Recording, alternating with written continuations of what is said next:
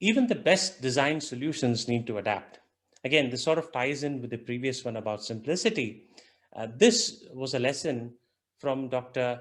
Amitabh Gautam, who is a transplant specialist, a kidney transplant specialist who practices in Boston. He has a long and distinguished career, both in India and the US.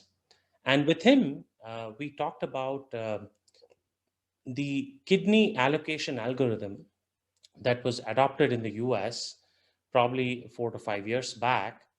And the whole point of this algorithm is, there are a lot of people with end stage kidney disease who are on a wait list waiting for an organ from a donor. And as organs become available from donors, be it live or dead, there has to be a mechanism that decides how this organ is going to go, who should it go to, given a certain criteria, who should it go to on the wait list. Now, obviously, earlier it was not an algorithm, it was done more manually, but over the years, over history, this has become more automated, and there was an algorithm that came into force.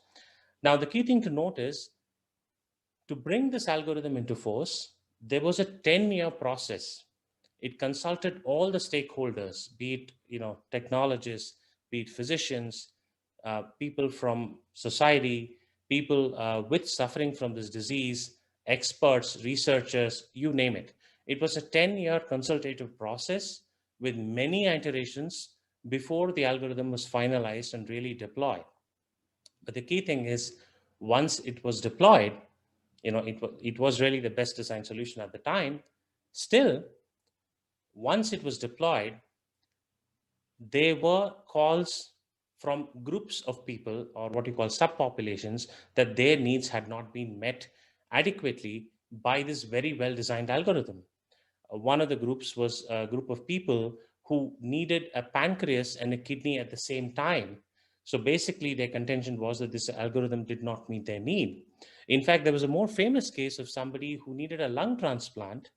And this was, of course, about kidney allocation. The same process had been adopted for lung transplant as well. So there was a person who sued the UNOS, which is the body that sort of implements the kidney allocation in the US, saying that in her case, there was geographical discrimination, right? She was not able to get the lung, even though she was the closest to the organ availability, just because she was not in the same state.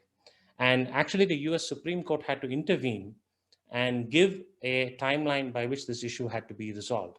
So certainly, again, one more case where even the best design solutions, when we design them from an AI and ML point of view, they really need to adapt to the changing needs of the people and the populations on the ground. So that's definitely something that we should think about. And what that also means is that there is no perfect solution. You have a solution, you look at the needs, and you iterate and adapt.